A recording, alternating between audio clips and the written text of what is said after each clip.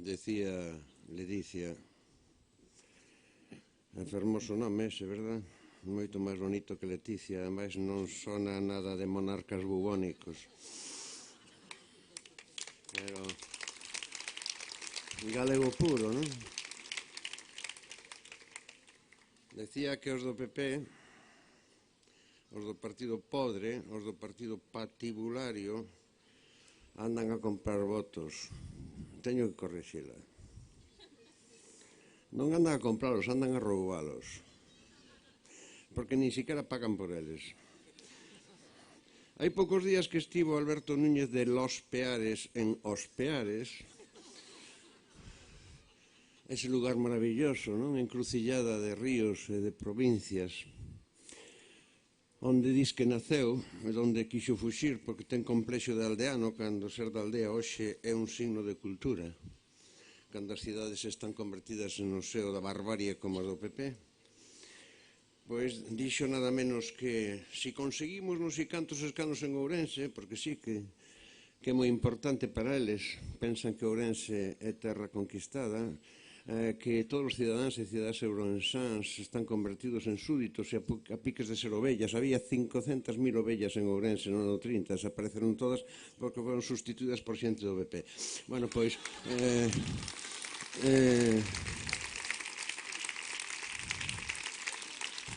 decía, si conseguimos eses escanos, convido a todos a café. É todo o que vai dar. Convidar a café, verdad? Pero mirade, é que eso dos votos fixo-me recordar unha cousa. Os votos, a primeira vez que escoitei falar dos votos era cando estudábamos as ordes monásticas. As de Cluny, os monxes vieitos, non? Que foron os que fixeron a primeira revolución agraria no século XII en Galicia, non? Foi o primeiro renacemento europeo, decía Georges Duby, o gran mediavorista francés, e Galicia foi un foco desa cousa. Nas ordes monásticas había 3 tipos de votos, que eu recordo, a mellor había un. O voto de pobreza, o voto de castidade e o voto de silencio. Bueno, xa vedes o que fan co voto de pobreza. Entra a saco nos cartos de todos nós. Por lo tanto, se non o cumplen, fan exactamente todo o contrario. O voto de castidade con Baltar que vos vou decir, verdad? Montan putiferios onde podan, barras americanas, macarras de vacas americanas, e cando non lles chega, collen as mulleres desvalidas e intentan practicar iso que chama o estupro ou acoso sexual. Eso sí. O que sí é ofrecen ou mercan o voto de silencio. Entón cree que toda a xente esteña caladiña. Por qué? Para poder practicar esa metamorfose do fascismo, que é a reinvención do partido único. Os nazis prohibiron os partidos. Os fascistas italianos tamén. O fascismo franquista prohibiu partidos políticos. Prohibiu a liberdade de medios de comunicación. Só había o partido. Era o Estado totalitario.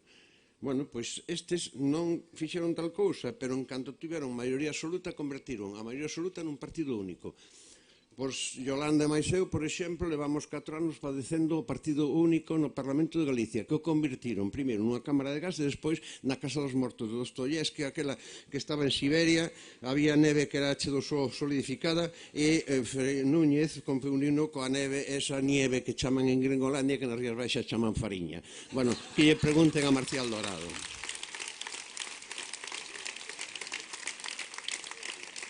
Estamos en guerra, decía, dixen Antón en Vigo, que a patria daqueles roqueiros fabulosos que eran os resentidos e siniestro total, eles lanzaran aquel eslogan e aquela frase de estamos en guerra, hai que reflexionar.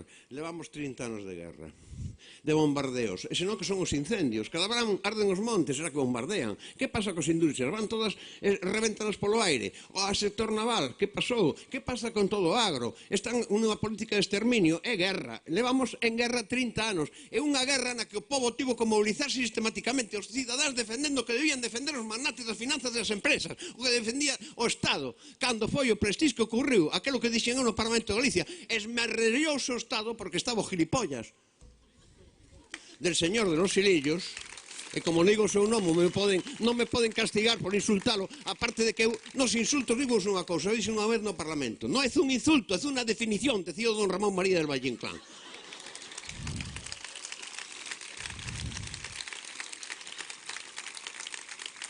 E foron os cidadáns e as cidadáns os que teñen que estar a defender o que teñen que defender o poder. Un país destruído.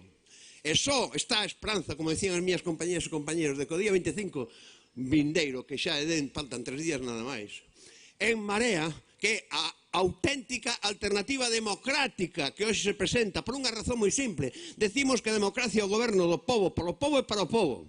Non é o goberno dos partidos. A democracia non existe simplemente porque haxe un réxime de partidos que se poden presentar as eleccións.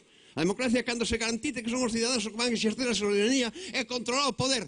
E só xente que se mobilizou en Marea, que se mobilizou ante as mareas municipais, que, por lo tanto, asumiu o protagonismo con tais, estuvesen ou non militando en partidos, só eso é a expresión da democracia. E esa que vai chegar da man de Luis Villares o día 25 e empezar a mudar as cousas e reconstruir un país destruído. Onde estás, Quique? Canto me queda?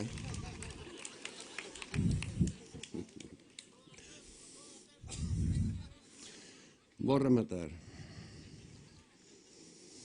Como podedes comprender? Botade a ollada atrás. Facede unha reflexión. Estamos en guerra. Hai que reflexionar. Ourense foi chamada en tempos nada menos que a Atenas galega. Era o tempo da xeración nós. Era o tempo de Don Ramón por autonomasia. Para a miña xeración, Don Ramón non había que dicir o apelido. Era Don Ramón Otero Pedrallo. Os demais non eran Don Ramón. Don Ramón Otero Pedrallo. Era Vicente Risco. Era Xaquín e Xurxo Lourenzo, os grandes etnógrafos. Era Floro Cuevillas, Florentino López Cuevillas, o autor da Idade do Ferro na Galiza, o mellor historiador da prehistoria galega da primeira mitad do século XX.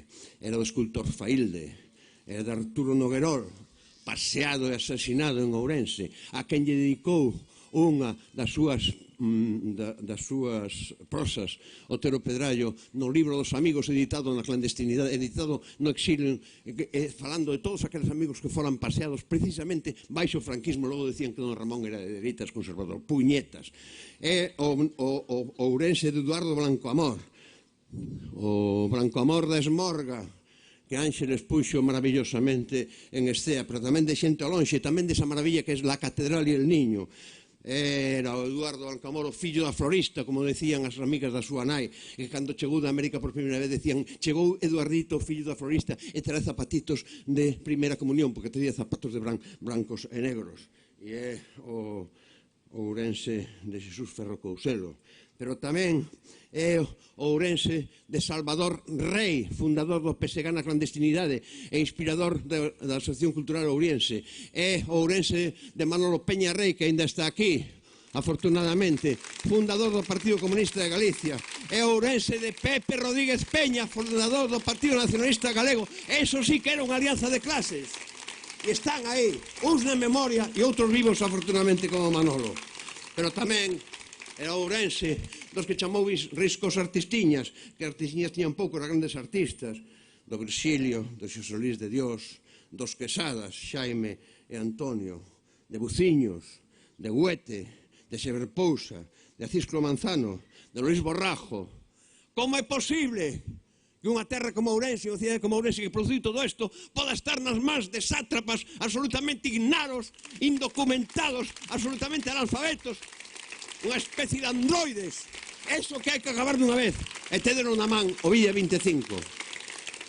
Porque non creo que haxa unha soa muller en Ourense que vaya a votar aquel que practicou o altar fillo con unha muller determinada en sentido de precariedade. Esa vergoña ten que acabar. Dixo Castelao, para que acabe esta vergoña, para que acabe esta vergoña. A batalla que temos non é só política, é unha batalla moral, do triunfo dos que apostamos polo que hai de nobre da condición humana frente a aqueles que apostan polo que hai de ruín en eles e procuran inocular nos demais. E para eso están os meus compañeros e compañeras e as nosas alianzas a nivel de Estado para resolver a nivel de Estado do Poder Central aquilo que Galiza por soa non podría resolver. Nos loitamos, pero compras alianzas. Sempre houve alianzas. Alianzas internacionais. Para empezar, internacionais na Península Ibérica. Para eso temos aquí a unha compostelana, que aunque está en Madrid, defende Galicia tamén en Madrid. Chámase, apelídase Vescansa, de nome Carolina. Non sei se é da Saia e do Lagarto, pero é unha muller enteira e ela vos vai falar a continuación.